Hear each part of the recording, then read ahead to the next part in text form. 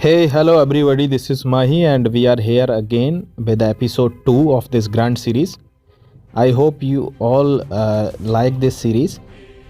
Guys, एक बात ध्यान रखना कि एक चीज़ कहनी है मेरे को कि जो लोग अभी आए हैं नए या जो पार्ट 2 देख रहे हैं वो उनसे मेरी स्पेशल रिक्वेस्ट है कि वो पहले पार्ट 1 देखें, because this is a series of chronological series of questions.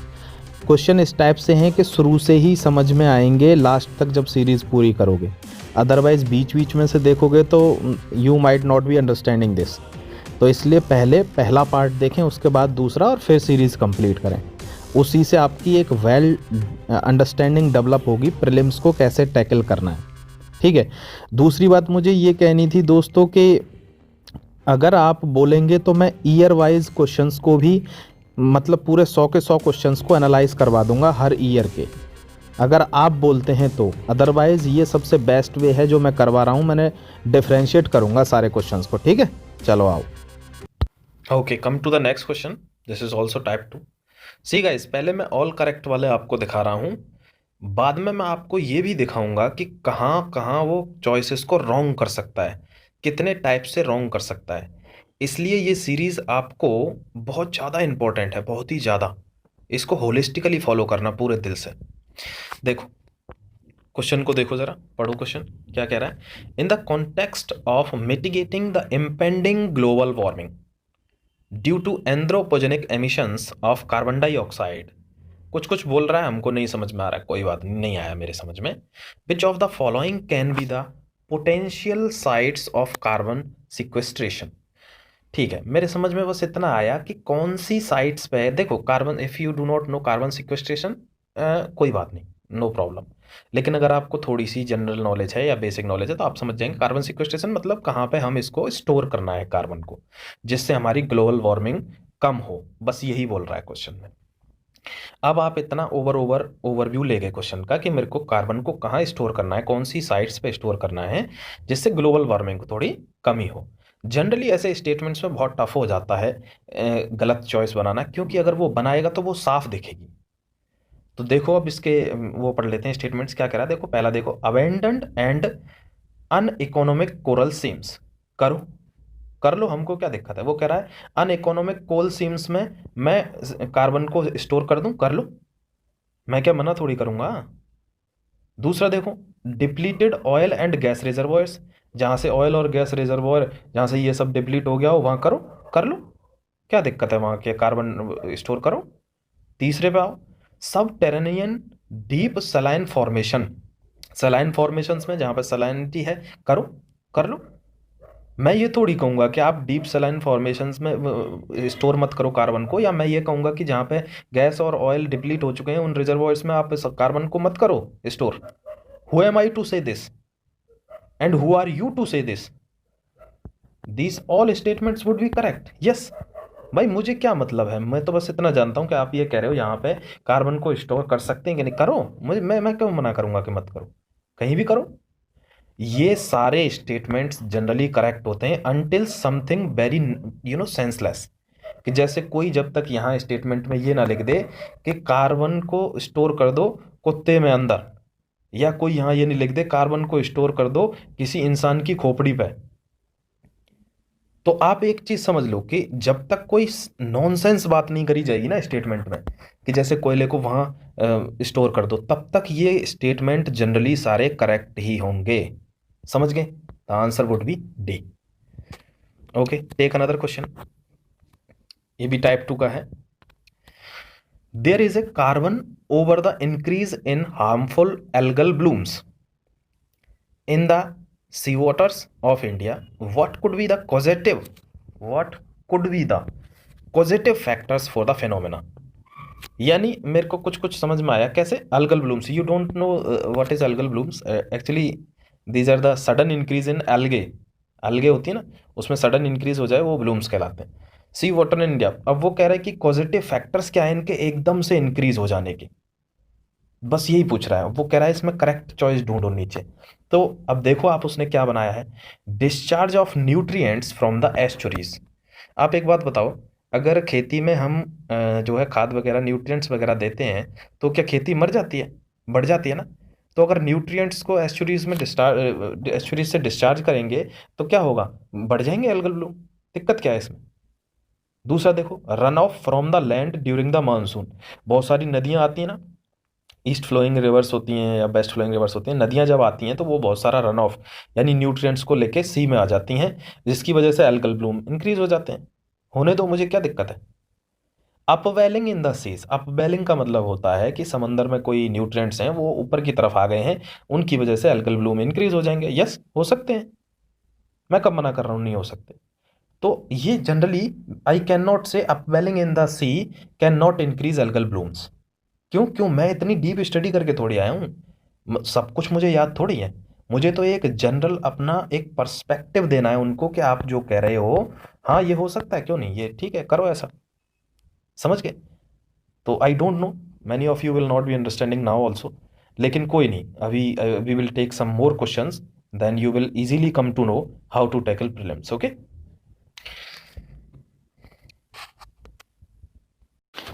See guys, this is another question from type 2, question of 2011 civil services. Let's see the question and read. Biodiversity forms the basis for human existence in the following ways. These are the four options. अब वो आपसे पूछ रहा है कि correct answer बता दीजिए। Generally इस टाइप के क्वेश्चंस में ये ब्रॉड सेंस के क्वेश्चन हैं, आपको यही कॉन्सेप्ट समझना है कि ब्रॉड सेंस के क्वेश्चन किस टाइप के होते हैं। वो पूछ रहा है कि biodiversity forms the basis of human existence. Actually biodiversity ही है जिसकी वजह से सब कुछ एग्जिस्ट करता है। यहाँ पे ह्यूमन एग्जिस्टेंस की चीज़ें पूछ रहा है, कैसे? Soil formation, prevention of soil erosion, recycling of waste, pollination of crops. How you can say that biodiversity cannot form the pollination of crops cannot form from the biodiversity? You can oppose this sentence? No. So generally these kind of questions will always be correct, all options would be correct. ठीक है, तो everything will happen just because of the biodiversity. अब यहाँ तक मैंने आपको बता दिया कि सारे ही ऑप्शंस लगभग करेक्ट होंगे। अब मैं आपको बताऊंगा कि कैसे वो रॉन्ग चॉइसेस दे सकता है। रॉन्ग चॉइसेस का मतलब है कि there are only 3 ways to put wrong choices. अब हम इन 3 वेज को डिफरेंशिएट करेंगे कि किस किस कंडीशन में वो रॉन्ग चॉइसेस बनाते हैं, जिसको हमको टैकल करना है कॉन्सेप्ट को समझ के। देखिए टाइप 2 क्वेश्चन फ्रॉम 2014। क्वेश्चन को ध्यान से पढ़ेंगे बिकॉज मैंने पहले ही बताया कि अंडरस्टैंडिंग ऑफ द क्वेश्चन और answering of the question both are different things. तो पहले क्वेश्चन को समझना है, पढ़ो। The scientific view is that the increase in global temperature should not exceed 2 degree centigrade. आपने पेरिस समिट के बारे में सुना होगा, वहां पे यही बात हुई थी कि प्री इंडस्ट्रियल लेवल से 2 डिग्री वहां ये बात हुई थी कि प्री इंडस्ट्रियल लेवल से जो टेम्परेचर है वो 2 डिग्री सेंटीग्रेड से ज़्यादा मतलब बढ़ना नहीं चाहिए, अब नहीं जाना चाहिए। If the global temperature increased beyond 3 degree, अब वो कह रहा है यदि टेम्परेचर 3 डिग्री सेंटीग्रेड से भी ज़्यादा हो जाए global temperature the pre industrial level से, तो व्हाट कैन बी, शब्दों का खेल है, ध्यान रखना है। What can be it's possible impact और इम्पैक्ट्स ऑन द वर्ल्ड। वो कह रहा है मान लो पेरिस समिट में ये बात हुई थी ग्लोबल टेम्परेचर 2 डिग्री सेंटीग्रेड से ऊपर नहीं जाना चाहिए। अब मान लो उन्होंने कहा कि अगर ग्लोबल टेम्परेचर 3 डिग्री सेंटीग्रेड से ऊपर हो गया तो क्या इम्पैक्ट पड़ सकते हैं, क्या पॉसिबिलिटी हैं कि ये इम्पैक्ट हो सकते हैं। अब मैं आपको यहाँ सिखाऊंगा कि what can be the wrong choices they can make. वो कौन कौन सी रॉन्ग चॉइसेस बना सकते हैं जो आपको आइडेंटिफाई करनी है। एक बात ध्यान रखना, वो बहुत ही दयालु हैं, एग्जामिनर बहुत दयालु हैं।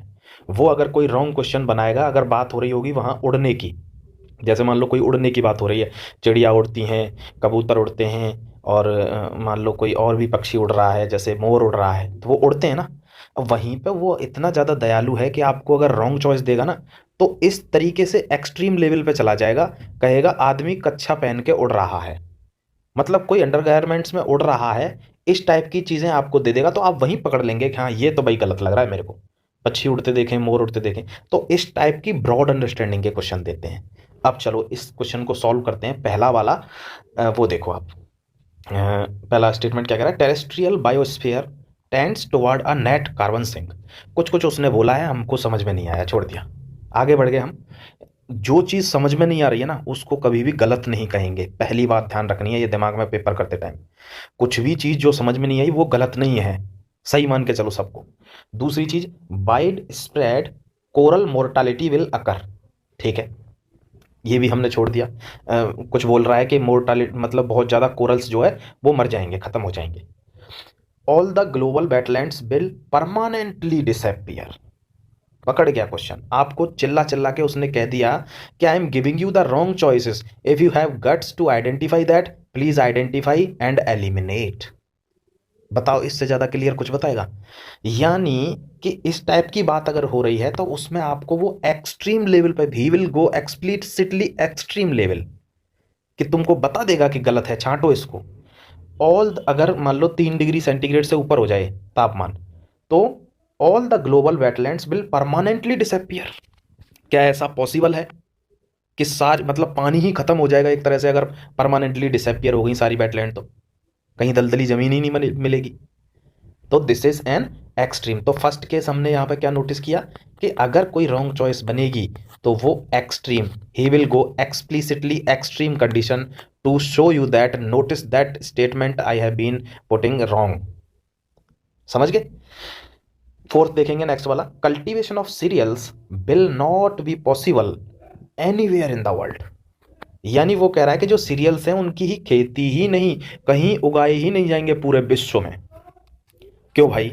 वो विश्व में बीज लेके घूम रहा है कि मैं यहां भी डाल दिए, यहां भी डाल दिए, कहीं भी नहीं उग रहे। समझ गए कितने बड़े एक्सट्रीम लेवल पे जा रहा है?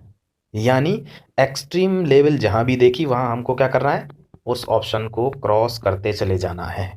समझ गए भाई? अगर यहाँ पे ये कहता कि थर्ड स्टेटमेंट में देखिए, अगर कहता यहाँ पे कि ऑल ग्लोबल वेटलैंड्स इन डिसअपियर, तो हम मान लेते, लेकिन परमानेंटली डिसअपियर ये तो बहुत गलत हो गया। या वो लिखता कि all the global wetlands will be affected, तो इसको हम करेक्ट ले लेते, हाँ अफेक्टेड होंगी सारी, लेकिन permanently disappear this is an extreme statement, we will eliminate it. Okay, अगर यहाँ देखो सेकंड स्टेटमेंट में देखो, यहाँ कहता wide spread coral mortality will occur, अगर यहाँ कहता all coral reefs will disappear, तो ये स्टेटमेंट भी रॉन्ग हो जाता। समझ गए? तो एक्सट्रीम लेवल का हमको वहां पहुंचाना है, तो जब हम जैसे ही पहचानेंगे एक्सट्रीम लेवल का, 3 4 हमने नेग्लेक्ट किया, तो 1 and 2 our answer. I hope that you will understand this concept, but some of you if not might understanding this, तो उनको भी चिंता करने की जरूरत नहीं है, क्योंकि आप समझेंगे, अभी बहुत सारे क्वेश्चन मैं लूंगा ऐसे, ठीक है? देखिए इस क्वेश्चन पे आइए, पढ़िए जरा क्वेश्चन क्या कह रहा है। ये this is also from type 2। What would happen if phytoplankton of N ocean, देखो फाइटोप्लैंक्टन आप हमने सुना नहीं, मान लो बिल्कुल ही कोई जीरो है जिसने सुना नहीं, एक्चुअली फाइटोप्लैंक्टन के द्वारा ही फूड चेन चलती है, लेकिन मान लो हमने ये टर्म सुना नहीं, लेकिन हमको समझना है क्वेश्चन कि व्हाट वुड हैपन, क्या होगा अगर phytoplankton of an ocean is completely destroyed for some reason, किसी रीजन के लिए हमको सारे फाइटोप्लैंक्टन को डिस्ट्रॉय करना पड़ जाए, तो उसके क्या क्या होगा वहां पे उस सिचुएशन में, ये हमको पूछ रहा है। 3 स्टेटमेंट दे दी नीचे, ठीक है? अब इसको देख लो, अब हमको एक कंडीशन पता चल गई है कि हमको कोई एक्सट्रीम स्टेटमेंट मिला, हम उसको एलिमिनेट कर देंगे, we will get our answer. चलो भाई पढ़ लेते हैं स्टेटमेंट पहला, पढ़ो। The ocean as a carbon sink would be adversely affected. सही बात है, कार्बन सिंक तो वुड बी एडवर्सली अफेक्टेड होगी ही, सारे फाइटोप्लैंक्टन अगर खत्म हो जाएंगे, क्योंकि वो फूड चेन का बिल्कुल प्रायर वो है। दूसरा, the food chain in the ocean would be adversely affected, वो भी अच्छी बात है भाई, फाइटोप्लैंक्टन से ही फूड चेन चलती है, अगर वही खत्म हो जाएगा तो वो एडवर्सली अफेक्टेड तो होगी फूड चेन। थर्ड स्टेटमेंट पे आएंगे, the density of ocean water would drastically decrease. एक चीज यहां पर ध्यान रखनी है, अगर ये वर्ड यहाँ ड्रास्टिकली नहीं होता, यहाँ चाहे डिक्रीज होता चाहे इंक्रीज होता, हमको कोई मतलब नहीं, हम नहीं जानते कि चाहे डेंसिटी वाटर की डिक्रीज होगी या वाटर की डेंसिटी इंक्रीज होगी, हमको नहीं मतलब, हम उसको करेक्ट ही लेके चलते। अगर वो यहाँ लिखता था density of ocean water would increase would decrease, समझ गए, या विल बी अफेक्टेड, तो हम उस स्टेटमेंट को करेक्ट लेते हैं। यहाँ क्या लिख रहा है, the density of ocean water would drastically decrease, this is the this word seems to be extremist, extreme पे चला गया इस वर्ड के साथ, यानी ड्रास्टिकली डिक्रीज हो जाएगी, यानी एकदम से, और वो भी ड्रास्टिकली का मतलब है एकदम से, कोई चीज एकदम से खत्म होती है क्या? अगर भूकंप भी आता है, कोई कहे कि 2 लाख आदमी मर गए, तो 2 लाख आदमी या पूरी दुनिया एकदम से मर जाएगी क्या 1 सेकंड के अंदर? यानी ड्रास्टिकली कोई भी चीज़ नहीं हो सकती। This is an extreme word, तो हम इसको क्या करेंगे, एलिमिनेट कर देंगे। जैसे ही आप तीसरे को एलिमिनेट करेंगे, आपका आंसर आ गया, ये रहा। समझ गए? So this is somehow you can make your concept to tackle that kind of questions। और आपसे कोई भी क्वेश्चन बचेगा नहीं, मैं गारंटी दे रहा हूं इस चीज की। हम और भी बहुत सारे क्वेश्चन देखेंगे, चलो देख लेते हैं और question. Okay, take another option, another question asked in 2017। Read the question. In the context of solving pollution problems, what are the advantages of bioremediation technique? वो पूछ रहा है, देखो, if you have not even heard this word bioremediation actually it is a process of bacteria के द्वारा कुछ pollutions को हम कम करते हैं, that is called bioremediation। if you know the basic, well and good, if you don't know, no problem at all। तो वो कह रहा है कि पॉल्यूशन को, प्रॉब्लम को सॉल्व करने के लिए बायोरेमेडिएशन टेक्निक के क्या एडवांटेजेस हैं। बस ये क्वेश्चन का एसेंस है, ये हम समझ गए हैं। तो देखो, इस टाइप के क्वेश्चंस में हमेशा याद रखना है कि generally we will take all options as correct. सारे ऑप्शंस हम करेक्ट लेंगे, unless he is not talking about something nonsense. Nonsense मतलब वही मैंने आपको जो बताया कि मैंने एक गोली चलाई और 2 लाख कुत्ते मार दिए। इस टाइप की नॉनसेंस कोई बात अगर वो नहीं करता है, जो एक्सट्रीम बात हो, मतलब उससे पहले हम सारे ऑप्शंस को क्या लेके चलेंगे, जनरल स्टेटमेंट्स को सारे को करेक्ट लेके चलना है। जैसे फर्स्ट स्टेटमेंट पढ़ेंगे, it is a technique for cleaning up pollution bye enhancing the same biodegradation process that occurs in nature. एकदम जनरल स्टेटमेंट है, कोई टेक्निक है, इसके थ्रू देखो, वैसे तो नेचर में अपने आप भी होता है बायोरेमेडिएशन, बैक्टीरियाज बनते हैं और वो पॉल्यूशन को कंट्रोल करते हैं, लेकिन ये कोई प्रोसेस है जिसके थ्रू हम चाहते हैं कि वो चीज़ जल्दी हो जाए। तो कोई टेक्निक यूज कर रहे हैं तो क्या दिक्कत है इसमें, करो technique. General statement is always considered as correct. अच्छा, सेकंड ऑप्शन पे आएंगे, any contaminant with heavy metals such as cadmium and lead can be readily and completely, ध्यान देना, can be readily and completely treated. यहां पे अगर थोड़ा सा कोई स्मार्ट बंदा होगा तो वो ये सोचेगा कि अगर रेडिली यानी तुरंत की तुरंत, और कंप्लीटली एकदम पूरा पॉल्यूशन खत्म। जब रेडिली और कंप्लीटली ही ये प्रोसेस हो जाएगी तो फिर हमको डरना क्यों है कैडमियम और लेड जैसे हैवी मेटल से? भाई, इनके कंटामिनेशन से कोई दिक्कत नहीं, करने दो इनको कंटामिनेट, हम तो रेडिली और कंप्लीटली ट्रीट कर देंगे 1 सेकंड में। That is called what, N extreme statement. ये देखो, आप एक चीज examine, the beauty of the examiner is that he clearly show you that I am making a wrong choice, please identify and clear prelims। इतना smartness तो आप में होनी चाहिए if you want to become an IAS और IPS और IRS। Third statement will go, genetic engineering can be used to create microorganisms specifically designed for bioremediation। मतलब अगर स्पेशली किसी चीज़ को किसी अलग तरीके के माइक्रो ऑर्गेनिजम्स बना के हम बायोरेमेडिएशन के थ्रू उसमें जेनेटिक इंजीनियरिंग यूज़ करके उसको और अच्छे से किसी स्पेशल चीज़ के लिए करना चाहते हैं, यानी किसी स्पेशल पार्ट को हम पॉल्यूशन फ्री करना चाहते हैं कुछ जेनेटिक इंजीनियरिंग लगा के। तो इसमें क्या दिक्कत है? वो कहते हैं अगर ऐसा कर सकते हैं तो करो। It is a general statement, general statement will always considered as correct statements. तो हम क्या एलिमिनेट करेंगे? हम 2 एलिमिनेट कर देंगे। समझ गए? 2 एलिमिनेट क्यों करेंगे? Readily and completely. ऐसा पॉसिबल ही नहीं है ना, रेडिली एंड कंप्लीटली कर देंगे तो फिर हमको दिक्कत ही नहीं है, कोई कितना भी पॉल्यूशन करो, क्या जरूरत है फिर बायोरेमेडिएशन की, जरूरत ही नहीं है। समझ गए? ओके गाइस, आगे चलते हैं। चलो आगे मैं नेक्स्ट वीडियो में बताऊंगा, फिर वीडियो ज़्यादा लंबी हो जाएगी। तो guys, this was the part 2 of this grand series. और मैं आपको इतना एश्योरेंस देता हूँ कि अगर आपने अच्छे से ये जो मैं कंसेप्ट दे रहा हूँ अगर वो अच्छे से पकड़ लिया ना, तो प्रीलिम्स आपका कहीं नहीं जाना है। तो मैं उम्मीद करता हूँ इस पे आप अच्छा रेस्पॉन्स देंगे, और रेस्पॉन्स के हिसाब से ही मैं आगे के वीडियोज़ बनाता जाऊँगा। बहुत सारे क्वेश्चंस हम करेंगे, ठीक है? Thank you very much.